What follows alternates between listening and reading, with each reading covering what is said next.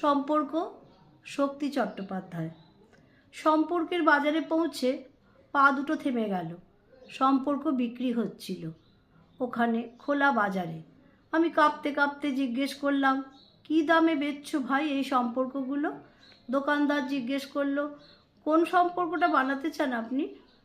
ছেলের না বাবার, বোনের না ভাইয়ের? বলুন আপনি কোনটা চান, মানবতার না ভালোবাসার, মায়ের না বিশ্বাসের? বাবুজি কিছু তো বলুন, কোনটি নিতে চান? চুপচাপ দাঁড়িয়ে কেন, ঠিক ভেবে বলুন। ভয়ে ভয়ে বললাম, বন্ধুর। দোকানদার ভিজে চোখে বলল, দুনিয়াটা এই সম্পর্কেই তো টিকে আছে। তবে মাফ করবেন বাবুজি, এই সম্পর্কটা বিক্রির জন্য নয়, এর কোনো দাম দিতে পারবেন না। আর যেদিন এটাও বিক্রি হয়ে যাবে সেদিন দুনিয়াটা উজাড় হয়ে যাবে। নমস্কার।